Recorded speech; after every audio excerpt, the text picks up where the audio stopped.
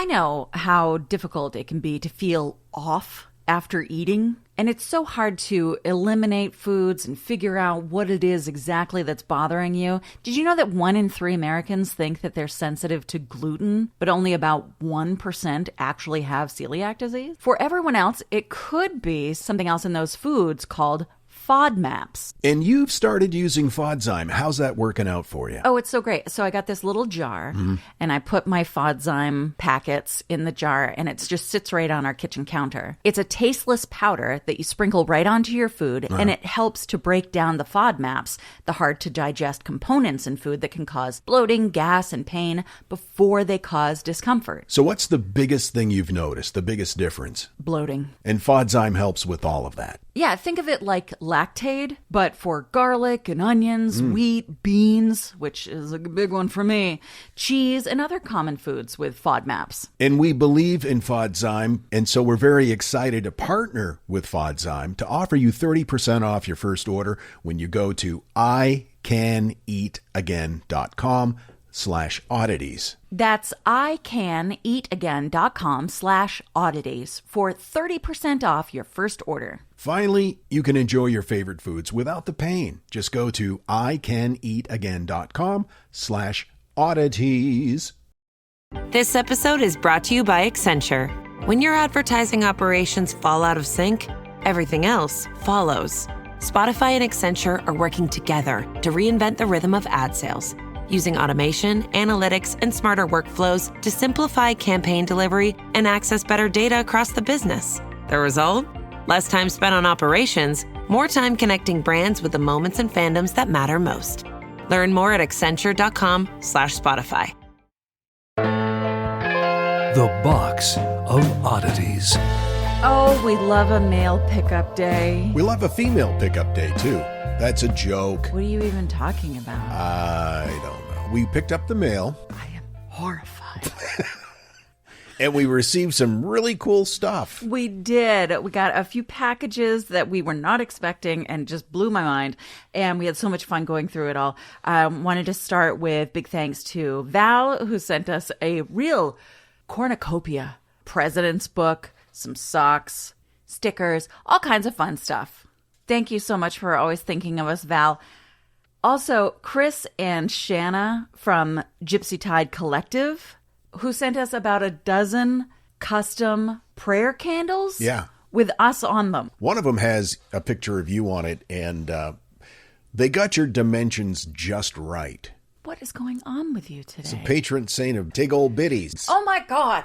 Then Carrie sent us a little package, but it was chock-a-block with things we love, a Bigfoot sticker for JG, and a 5 peso axolotl bill from Mexico. Well, that's really thoughtful. We love Bigfoot and money. How many times have we told you that?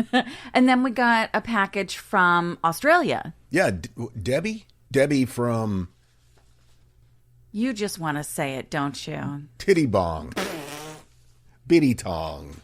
Yes. Thank you so much, Debbie from Titty Bong, who sent us a selection of really nasty named candy for us to try, including bum blasters, possum poop, camel balls, blue balls, unicorn balls, and bull's balls. You wacky Aussies. Some Vegemite, too, so we're going to have that pretty soon. I'm so excited. You've had Vegemite before, right? I have. Yeah. To me, I just remember it tasting salty. So I'm not sure. I think I had it once, many, many years ago. It came in one of those little containers you see at diners that have jam in it, and it said Vegemite, and I'm like, all right, let me try that. And I seem to recall it just tasting kind of yeasty. I don't know. It's hard to describe.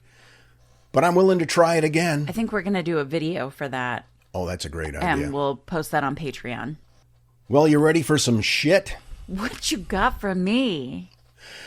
Out on the Celtic Sea, roughly 20 miles west, off the coast of Wales, sits a cluster of jagged... Oh, you don't like the word cluster. You made a weird face. I thought maybe I mispronounced something again. No. I'm sorry. I'm sorry you have to deal with this face all the time. Okay, let me take that line again. Off the coast of Wales sits a bunch of jagged black rocks. That just sounds dumb. It's called the Smalls. This is what they call this outcropping of rocks. Okay. They're not really islands in a comforting sense of the word. They are pieces of volcanic rock barely rising above the ocean. Okay. And it's surrounded by currents. There's all kinds of tide issues there. It's a very, very dangerous place. And it swallowed ships for centuries in the bad weather. The sea doesn't just crash over them. They're not islands in any comforting sense of the word. They're pieces of volcanic rock. And they barely rise out of the ocean. Oh. And the currents are so strong out there. And of course, the tide ebbs and flows. And the water, the sea, she washes over the rocks. That sounds dangerous. It's not like you can just stand on the rocks most of the time because the ocean's constantly washing over it. And for centuries, ships have been... smashing into them? I was going to say scuttled, but yeah, that works too. It seems to consume them completely. It's a weird phenomenon. It's been going on for a long, long time. And long before radar or GPS or reliable weather forecasting, these rocks were among the most feared hazards off of the Welsh coast. Countless ships never made it past them. Historians estimate at least 60 major ships were lost there before the first lighthouse beacon was put up. Whoa. And that's just the wrecks that made it into the record. The real toll is probably far greater. So, in the 1770s, somebody had what seemed at the time like a reasonable idea. Build that lighthouse. Yeah. Except building a lighthouse out there was almost absurd, especially in the late 1700s. Well, you said there's all the splooshing. There's splooshing and splashing. It's small. Yeah. Now, you think of building a structure out there, maybe brick or concrete or stone block or whatever, and eventually it became that. But the original Smalls Lighthouse wasn't that elegant stone tower that you might picture in your head. It just stood on oak pillars that were driven into the rock, and a little tiny wooden living quarters balanced above them. Living quarters? Yeah. Was the idea that someone would stay out there? They had to in those days. You had to mind the lights. No. Just it being tall would help. Yeah, but they needed to make sure it was on and stuff. It's way before the day of automated lighthouses. Now, waves would explode beneath the floor, and the wind never stopped out there. The whole structure swayed in heavy weather. In fact, during construction, the designer, Henry Whiteside, became stranded there for weeks by relentless storms. Oof. Supplies dwindled so badly that he famously placed a desperate plea inside a bottle and threw it into the sea, hoping someone would find it. And miraculously, somebody did. The message reached the mainland, and help finally arrived. But he was stranded out there for weeks. And he hadn't even finished building the structure yet. That must have been terrifying. I hate this. Well, that wasn't even the most colorful legend attached to the lighthouse. But that happened before the lighthouse was even finished, so it kind of set a tone, I think.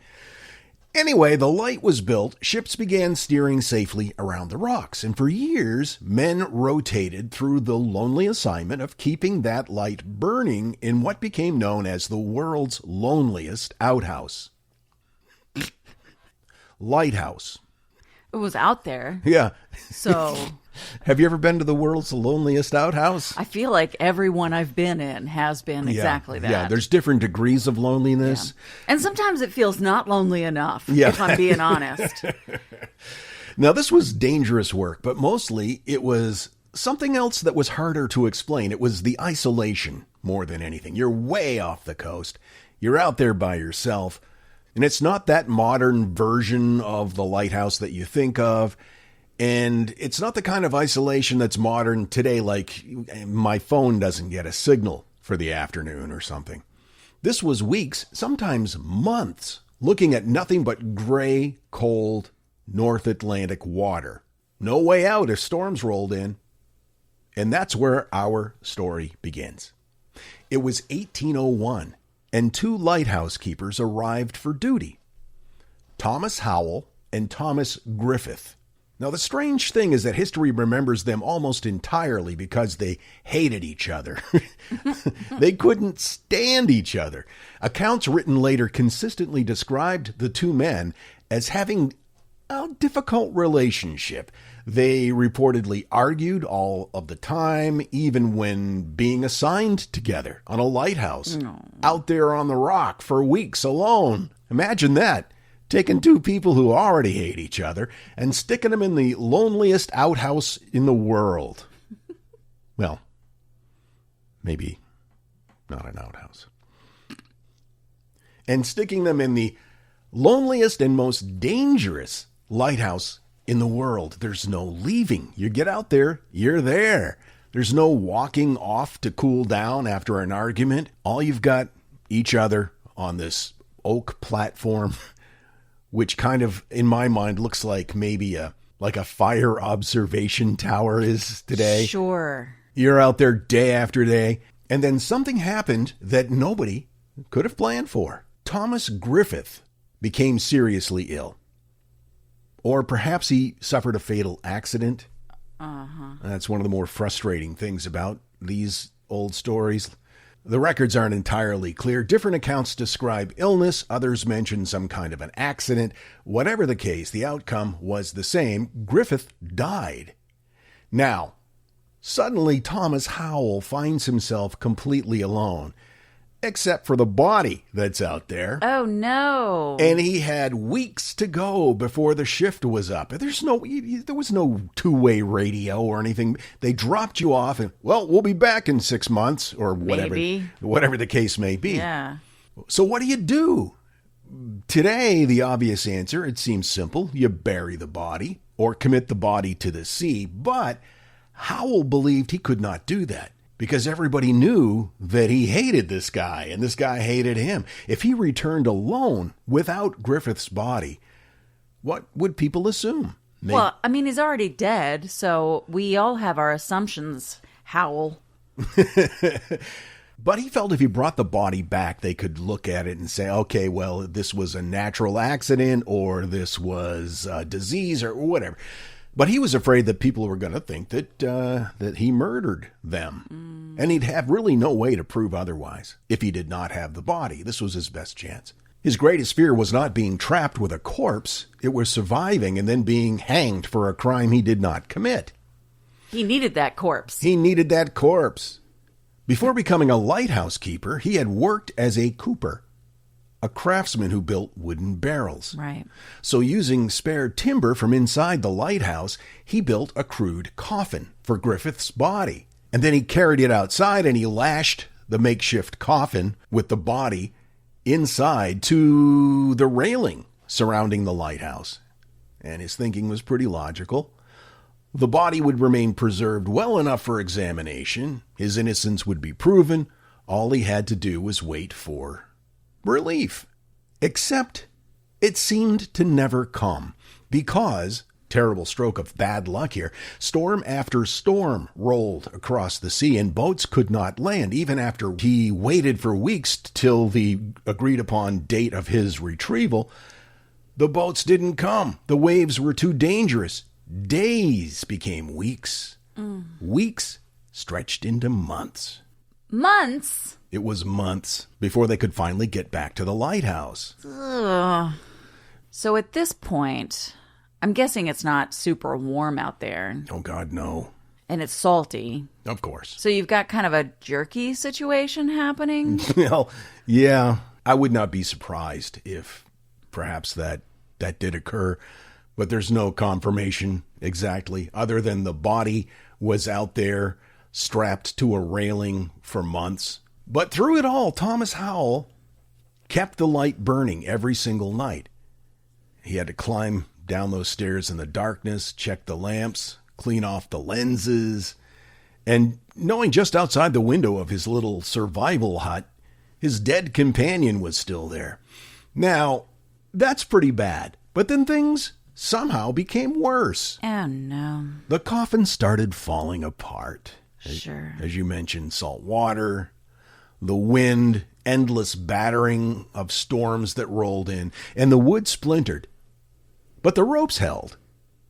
Soon, Griffith's body was no longer inside the coffin at all. Well, not completely. One arm slipped out. Oh, no. And according to accounts repeated through the years, every time the wind came up, the arm swang back and forth outside his window, almost as if the dead man was beckoning him. That's going to drive you insane. Meanwhile, passing ships would occasionally notice the distress signal, and rescues were attempted. But every crew faced the same impossible problem. The sea surrounding the Smalls simply refused to let them land safely. And because the lighthouse lamp continued to shine night after night, there was no clear indication that a catastrophe had unfolded other than the distress signal. Howell kept doing his job even while carrying a pretty heavy burden. But eventually the weather passed. A relief crew finally reached the lighthouse, and accounts say that Thomas Howell was almost unrecognizable. Some later stories claimed his hair had turned white from shock. Whether that's literally true is impossible to verify. What is well documented, though, is that the ordeal left him profoundly traumatized. Oh. Friends reportedly struggled to recognize the man who returned from the Smalls. And history does not confirm what happened to Thomas Howell after that. There are some accounts that he spent the rest of his life in an asylum, but that's not verified. Okay. Now, if anything good can come out of this, it would be this fact. This event changed history for the better. After the tragedy, British lighthouse authorities adopted the practice of assigning not 2, but 3 keepers to isolated stations whenever possible. A just-in-case keeper. Yep. That way, if one guy becomes ill or dies, no one would ever have to endure what Thomas Howell experienced. The policy remained in place until lighthouse automation made permanent crews unnecessary, but that was generations later. Right. Today, the original wooden lighthouse, of course, long gone.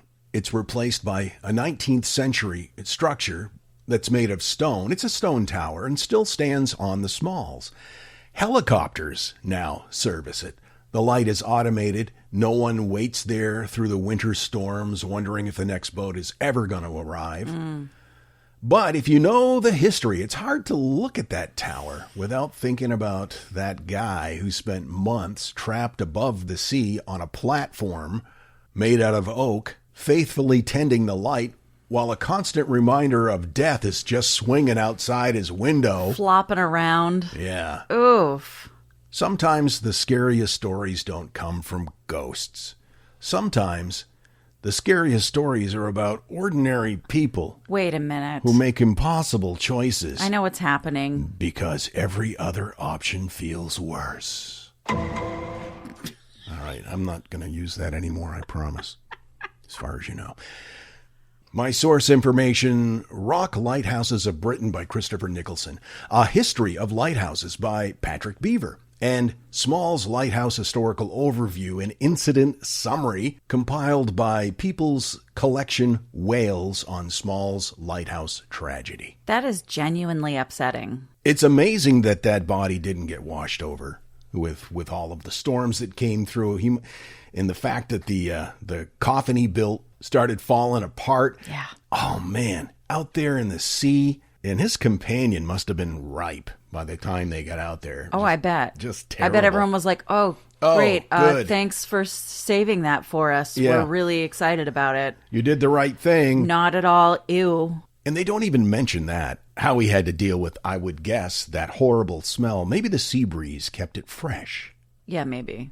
Anyway, I don't want to be a lighthouse keeper, but I would like to own an old lighthouse. Wouldn't that be cool? It would be cool. Not way out on a rock like that. No. We've watched a few videos about people going out and like rehabbing old lighthouses and planning to make them Airbnbs and whatnot. It's kind of cool. It is very cool. And occasionally you can buy them from the government. Oh. Yeah, they offer them to be repurposed, and there's like an auction. So that's kind of neat. Yeah. I like the idea of being on a lighthouse because nobody can bother me. Yeah. But I don't like the idea of being on a lighthouse because I can't bother anyone. That's right.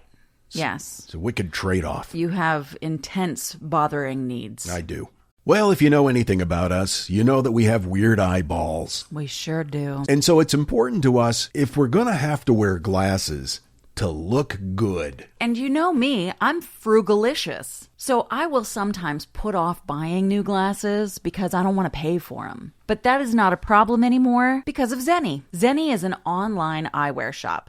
Prescription glasses, sunglasses, blue light lenses, starting at under $30. And we have just ordered our Zenni glasses. It was super easy. You go to zenni.com, pick a frame, upload your prescription, and they ship right to your door. And they start at under $30. No appointment, no store, no upsell at the counter. You don't have to watch someone wait for you trying on glasses. Over 150,000 5-star reviews. And if you've never bought glasses online before, Zenni has a virtual try-on so you can see exactly what your frame is going to look like on your face, or in my case, my big fat face. What I have found is that I can't wear the round frames. It makes my face look fatter. I wear the rectangular frames that are a little more oblong. You look beautiful in anything that you put on your face, but Zenni sure does help. If your glasses are overdue for a refresh, now's the time. Go to zenni.com/podcast and use code podcast15 for 15% off your first order. The styles do sell out, so don't sit on it. That's zenni.com/podcast. Promo code podcast15. Since we moved back from Ecuador, I've stepped up my fashion game. Trying to buy clothes in Ecuador was a challenge for me because everybody's so tiny, you know? Were known in the neighborhood as being melon head. But in Spanish. Cabeza de melón. So since we've been back, I've been repopulating my wardrobe and updating it, and I've been doing it at Quince, and I love everything they have. Your blue shorts that you got from Quince, they're just the right length, so you've got a little bit of that Magnum PI thigh going on, but not too much, and they always look good, even if I don't fold them right away. Just stay in the laundry for a while. Yeah. The best summer pieces are the ones you end up wearing on repeat, and those shorts, one of them. Comfortable, versatile, and somehow right for almost every occasion, without the traditional retail markup. I have a perfect linen dress that I got from Quince because it is lightweight, it's breathable, it looks good. I just keep reaching for it in my closet. You get quality, you get affordability, and they also have bedding and bath products. Quince isn't just clothes. But man, do I love their clothes. Make your summer wardrobe feel easier. Go to quince.com/oddities for free shipping on your order and 365-day returns. Now available in Canada too. Yee. That's QUINCE.com/oddities for free shipping and 365-day returns. Quince.com/oddities. And now, that thing in the middle. We're all familiar with Lord Byron, British poet and politician. But how familiar are we with Lord Byron, the student at Cambridge University? When Lord Byron went to Cambridge, he had a burning desire to bring his dog with him to keep him company. Unfortunately, the university had a very strict policy against keeping dogs in the dormitories. And so Lord Byron was left without a furry friend to cuddle with. But did he give up? Oh no. Instead, he came up with a brilliant, or perhaps some people might say insane idea. He decided, since Cambridge specifically said no dogs in the dormitory, to bring a pet bear to live with him instead. That's right, Lord Byron brought a bear to live with him in the dormitory at Cambridge University. Now you're probably wondering how Lord Byron got the bear into the dormitory. It was pretty clever, actually. He smuggled the bear in dressed up as a large, fluffy dog. I mean, who wouldn't be fooled by that? When somebody confronted him about it, he said, "It's not a dog, it's a bear." Of course, it didn't take long for the students and faculty members to discover that there was, in fact, a bear living in the dormitory. They were not amused. Running a small business means I wear lots of hats. When I put on my hiring hat, I can count on LinkedIn Hiring Pro to make it easy. LinkedIn Hiring Pro helps manage my hiring workflow, puts my job post in front of a unique network of professionals, and matches me with the best candidates for my business.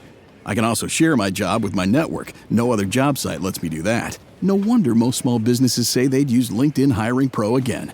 Hire right the first time. Post your job for free on LinkedIn today at linkedin.com/quality. And we're live on match day as Doug reaches for a buffalo wing. He's got it! Oh, and he's gone for a can of Pepsi too! What a finish! There's no doubt about it. It just tastes better. Match days deserve Pepsi. We contemplated a Word of the Week feature on this podcast, but some words are just so hard.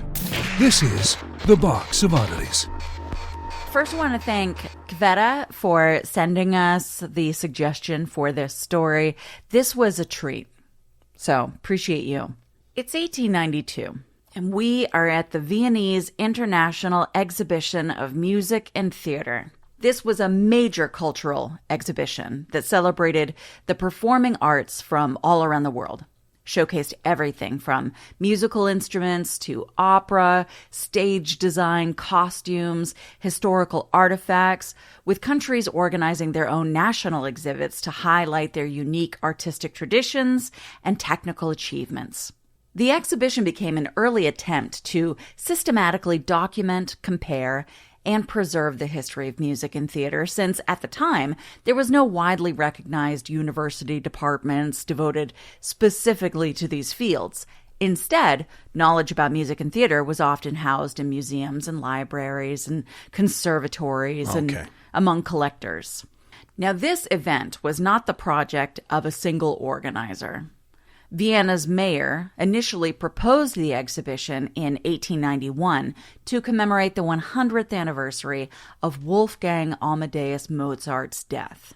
Princess Paulina von Metternich enthusiastically expanded the concept, arguing that it should include theater as well as music and become an international exhibition rather than simply an Austrian one.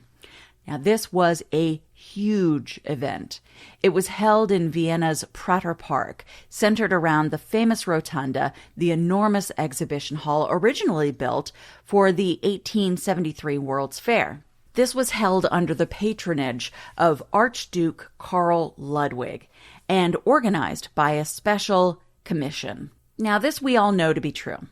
But after this point is where some debate the authenticity of this story, be advised.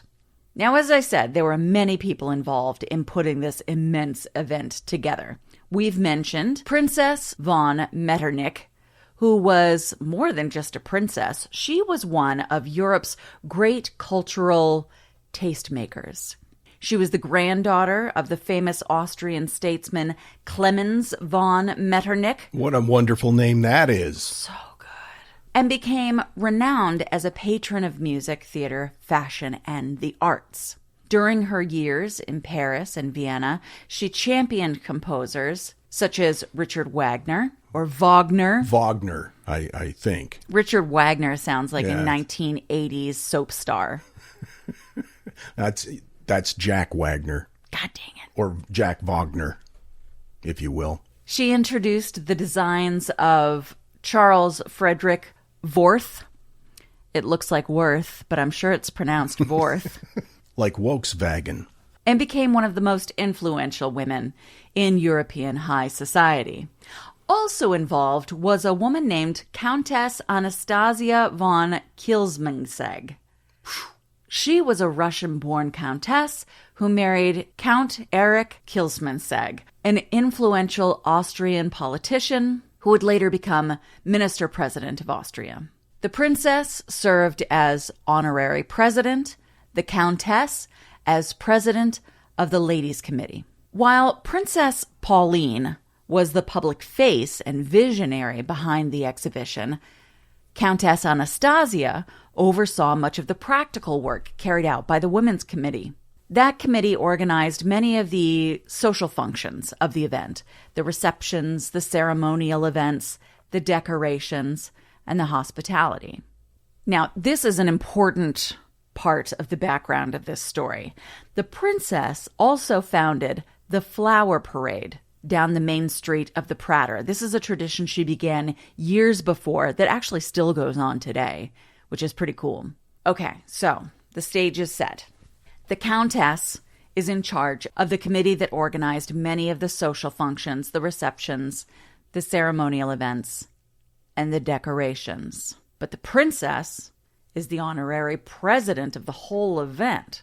And she has this annual flower parade. So she's a little bit higher in stature. Yes. On the social ladder. Right. But the countess is in charge of decorations. Like crepe paper streamers. I imagine this event was 5 months long. Probably not a lot of crepe paper. Well, apparently, and I hope you've all got your tea, apparently there was a disagreement. Uh-oh. The princess was absolutely offended by some of the flower-related decisions that the countess was making. Now, we don't know the details of this. I see. We don't know if it was specific flowers chosen, the arrangements that they were in, their placement, etc. I wish we did, because it might make it easier to understand why the floral arrangement disagreement led to bloodshed. See, this is what I wanted to know. Are we escalating this to some sort of a duel challenge? Yup. Or mud wrestling or something? Not mud wrestling, a straight-up duel. Oh no. That sounds terrible. Now, the princess challenged Countess Anastasia to a duel. Dueling, though, not permitted in Vienna. So they traveled to nearby Liechtenstein to sort up. It's like going to Tijuana for, I don't know. Like a ping pong show? I didn't want to say that, but yeah. Yep. Mm-hmm. So with them, and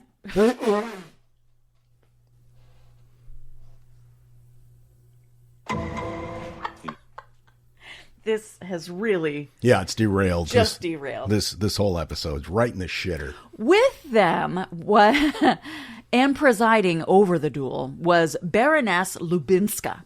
She was a Polish noblewoman and a physician who had traveled from Warsaw to supervise the proceedings. So is this a duel with sabers? This was to be held with rapiers.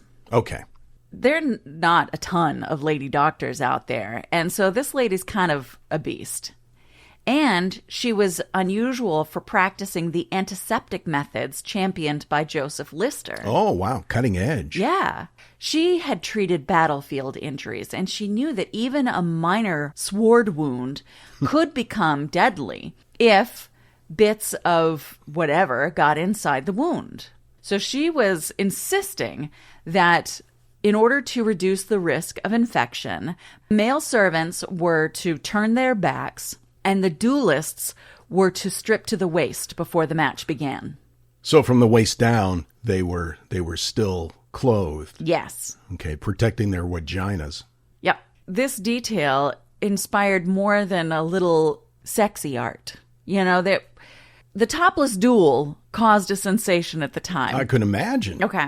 Historians refer to this sometimes as an emancipated duel because it was a duel between two women who were topless, but because they were pissed at each other and not for the entertainment of men. Okay. So intent is what allows you to take your top off. No.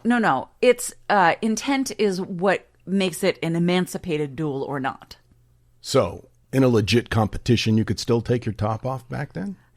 So, sweetheart, sometimes people do things on stages, sometimes south of the border, for the entertainment of others. Exactly. Now, topless duels certainly did cause a sensation at the time.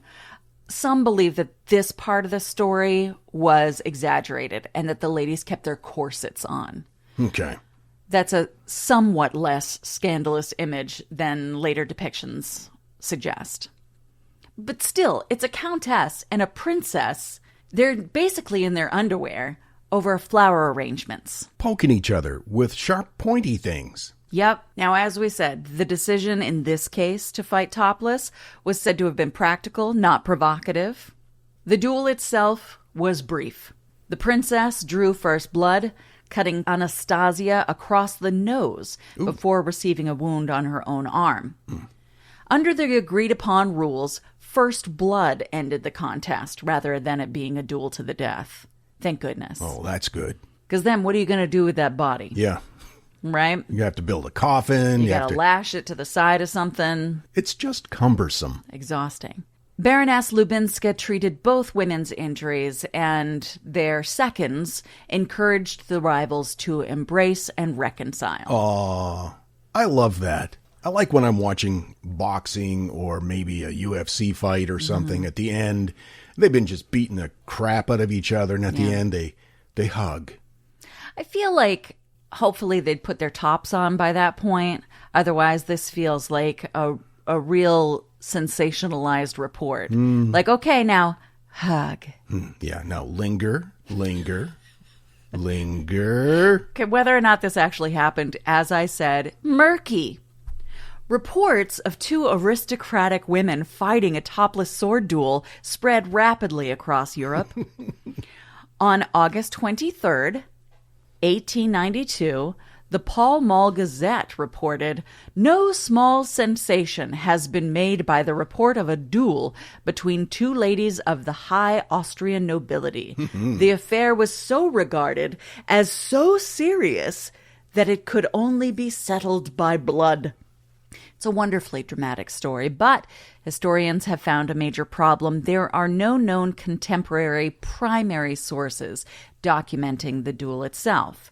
Nearly every version of the tale can be traced back to newspaper reports published outside of Austria. Even more telling, not long after the story began circulating, a French newspaper published a denial attributed to Princess Metternich herself, in which she dismissed the entire affair as a ridiculous invention by Italian journalists. Those wacky Italian journalists. But then again, maybe she regretted her duel. Maybe she didn't want people sharing this story of her with her tatters out. Maybe.